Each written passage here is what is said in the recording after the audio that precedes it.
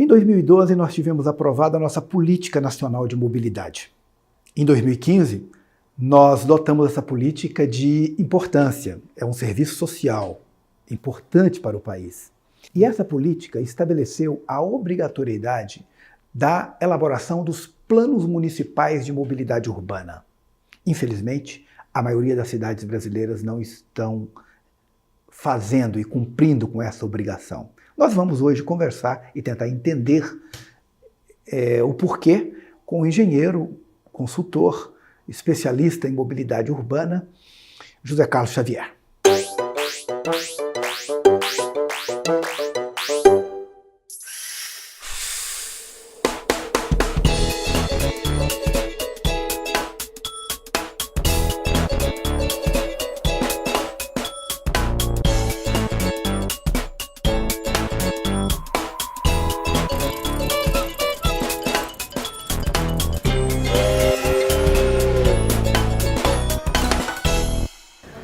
Olha, acho que num plano de mobilidade sustentável, o que é mais fundamental é um desenho urbano que privilegie as pessoas, a convivência das pessoas. E aí nisso, né, tem uma série de fatores que tem que estar pensados junto. Desenho urbano propriamente dito, uso do solo, a rede de transporte, e a rede de transporte pensada como um todo, né? Na integração de todos esses modais, gente, nós temos que privilegiar o deslocamento a pé, mas claro, eu tenho uma cidade muito grande, então eu preciso de transporte coletivo de qualidade, que dê vazão a essa massa de pessoas, mas eu também tenho bicicleta, transporte individual, tem também, mas esse tem que ser pensado em um plano secundário. É a vida nas cidades que a gente tem que promover. E essa vida na cidade só será promovida com esse desenho urbano focado nas pessoas, na convivência entre as pessoas. É a união entre vários órgãos para discutir o assunto. O que a gente vê hoje são movimentos isolados, né, tratando diversos temas sem essa sinergia. Então é muito importante que os órgãos possam conversar de forma sinérgica e tenham os interesses mútuos. Infelizmente hoje o que se vê na região metropolitana de Goiânia, como eu já citei, discussões que não agregam, né, e não se transformam em objetividade para gerar o que realmente a população quer, que é um serviço de transporte público de qualidade. Então eu acho que precisa sim ter alguém que encabece tudo isso, que seja o propulsor, que seja o organizador e possa levar essas discussões com mais objetividade e transformar isso em resultados para a população, para as pessoas que usam o transporte público coletivo principalmente. O que não pode faltar é um cinturão urbano, onde tem que ter lugares para estacionamento, para o transporte. Outro também fator importante é a canalização dos ônibus, dos transportes em massa, e dar preferência a esse tipo de transporte, já seja rodoviário ou de trenes urbanos. Outro fator importante também é a alternativas de outros meios de viabilidade, como canaleta exclusiva para ciclovias, e fazer também outro sistema que vai ajudar a sustentabilidade, fazer, por exemplo, transporte com partidos. A primeira coisa que tem que estar presente é a integração do transporte público com outros fatores que são assim, fundamentais para o bom funcionamento de uma cidade, tipo o zoneamento, né? A questão da integração e pensar o transporte junto com o zoneamento da cidade, distribuição de usos e também aquela questão de integrar, fazer o transporte público como um integrador mesmo, para que você tenha uma maior eficiência no transporte. Então, questões de uso do solo, zoneamento, pensar a questão da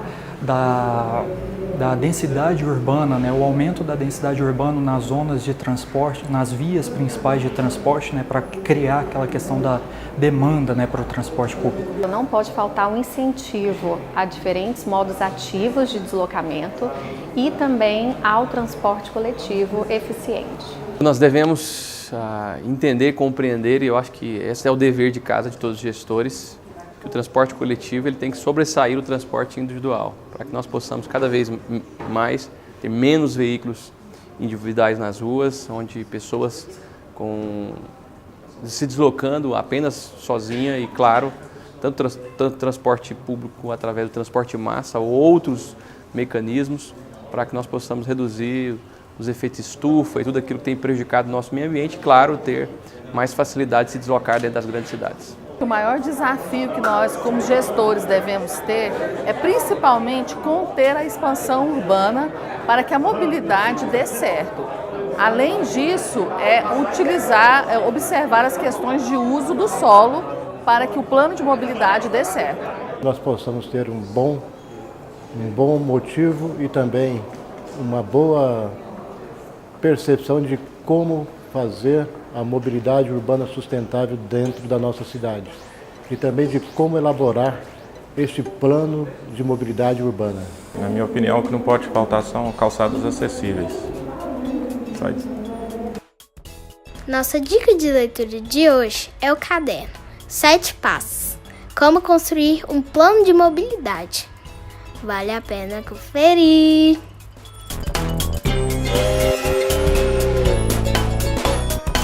Que mundo podemos deixar para as futuras gerações? Um mundo sem fome, com educação de qualidade. Um mundo com saúde e bem-estar para todos. Com igualdade de gênero, mas com igualdade mesmo. Que produz respeitando a natureza. Com sustentabilidade para nossos rios e oceanos. E com trabalho digno e paz entre os povos. A Agenda 2030 é um plano de ação para as pessoas, o planeta e a prosperidade, que busca fortalecer a paz universal. Indica os Objetivos de Desenvolvimento Sustentável com metas para erradicar a pobreza e promover uma vida digna para todos do planeta. Assim, países do mundo todo podem adotar o plano de acordo com suas prioridades e atuar no espírito de uma parceria global para melhorar a vida de todos. O Brasil tem feito a sua parte e continuará fazendo no futuro. Saiba mais em www.odsbrasil.gov.br.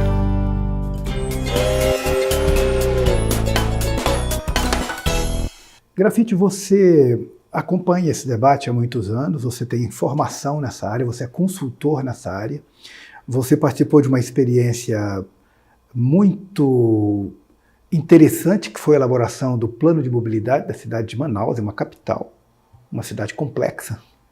Eu queria conversar um pouquinho agora, alguns minutos, sobre lei de mobilidade, sobre o que é a lei de mobilidade urbana.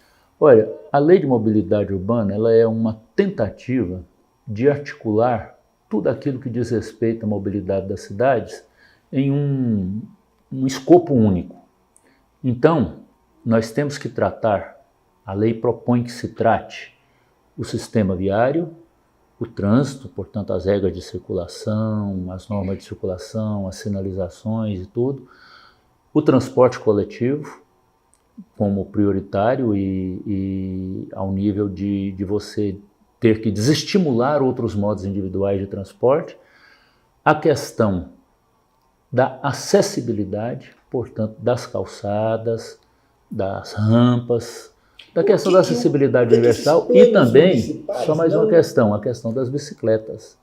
É importante perceber que se nós articularmos sistema viário, gestão do trânsito, transporte coletivo, acessibilidade e as ciclovias, nós estamos tratando de tudo aquilo que diz respeito à mobilidade de pessoas e de bens nas cidades. E claro, isso tem que haver com planejamento municipal, com política de saúde, com... E é por isso que a Lei de Mobilidade Urbana preconiza que isso tudo seja engendrado num corpo único, na forma de um plano de mobilidade para todas as cidades que tenham mais de 20 mil habitantes. Que o plano de mobilidade trataria de todos esses 5 aspectos igualmente. Nós não podemos esquecer o papel, por exemplo, das bicicletas. A bicicleta ela não tem um papel finalístico no transporte. Não é ela que vai resolver a mobilidade das pessoas, mas ela vai complementar as redes de transporte coletivo. Todos nós, independente de sermos motoristas de carro individual, motociclistas, ou andar de transporte urbano, ou andar de bicicleta, nós andamos pelas calçadas. No entanto, não tem coisa mais desprezada pelas cidades brasileiras do que as calçadas. Goiânia ainda tem uma certa generosidade em calçadas, apesar de que não existe uma regra muito clara para essas calçadas, e elas são assumidas pelo proprietário privado e cada um faz mais ou menos do jeito que lhe convém. Há municípios brasileiros em que as calçadas elas já são assumidas pelo poder público, como um bem público que precisa ser tratado adequadamente pelo poder público. E nós fizemos isso aqui em Goiânia em alguns corredores de transporte. Por exemplo, quando implantamos o corredor da Avenida Universitária, que são 3 quilômetros, foram construídas todas as calçadas nesses 3 quilômetros. Aliás, uma revolução, porque 5.000 metros de calçadas, 6.000 metros de calçada, 3 de cada lado, a maior calçada da nossa cidade. Sim, ela foi feita com critério, com faixa de recarga de águas pluviais, com faixa de utilidade, uma faixa de uso para as pessoas e tal. Então ela foi feita com critério a calçada. Então eu já estou falando das calçadas porque, via de regra, as calçadas são tratadas como um elemento absolutamente secundário na questão da mobilidade. Nós temos em Goiânia 3.000 pontos de ônibus. Eu ouso dizer, cerca de 3.000 pontos de ônibus. Eu ouso dizer que mais ou menos 50% desses pontos de ônibus estão num local que não tem calçada pública. O que você diria aos prefeitos e prefeitas com cidades menos de 20.000 habitantes? Ou seja, uma coisa é a obrigatoriedade da lei que estabelece o plano de mobilidade para cidades que percebem 20.000 habitantes.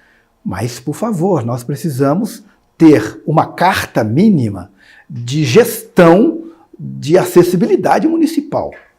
É verdade, Paulo. Na realidade, a complexidade, vamos dizer assim, do transporte coletivo, que é um elemento forte da mobilidade urbana, ela não é presente com muita complexidade nos municípios menores. Mas se nós não tratarmos os municípios menores no que diz respeito a calçadas, no que diz respeito à possibilidade de uso de bicicletas, principalmente, e uma eventual sinalização de trânsito adequada ou hierarquização viária nos municípios um pouco maiores, esses municípios vão reproduzir os mesmos problemas que os municípios grandes reproduzem daqui a um tempo. O mesmo nível de acidentalidade, o mesmo nível de, proporcionalmente, o mesmo número de acidentalidade e de severidade nos acidentes, né? A segregação das pessoas, quer dizer, na medida que o município cresce, ele passa a exigir que as pessoas tenham uma articulação de modos para que elas se desloquem. Isso já é presente em algum município, em alguns municípios pequenos. Há municípios que têm uma natureza turística, por exemplo, uma natureza especial, que justifica ele pensar num plano de mobilidade, mesmo que ele não tenha os 20.000 habitantes preconizados pela lei, limitados pela lei. Por exemplo, Goiás Velho é um município, a cidade de Goiás, que é um município turístico, um município tombado pelo patrimônio, que seria importante que tivesse seu plano de mobilidade articulado, com todos os seus componentes bem articulados para tratar bem a cidade. Há outros municípios que podem ter apenas um plano de impacto de trânsito, um plano de melhoria na circulação, coisas menores do que um plano de mobilidade, mas que também abrangesse aqueles componentes principais que já estejam presentes naquele município. Então é importante que os prefeitos pensem nisso, porque da mesma forma que as cidades médias estão começando a reproduzir os problemas das cidades grandes, as cidades pequenas também vão reproduzir os problemas das cidades médias.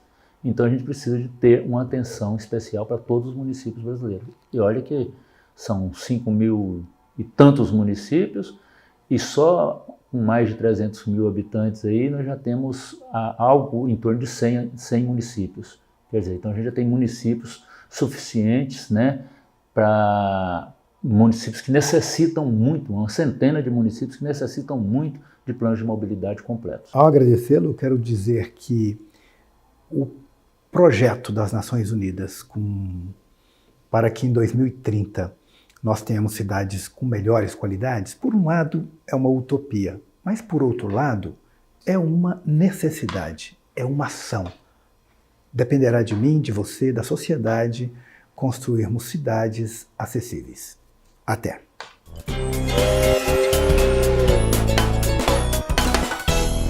Na minha opinião, é isso aí. Vamos ter mais responsabilidade e compromisso com a sociedade. Obrigado. Tchau.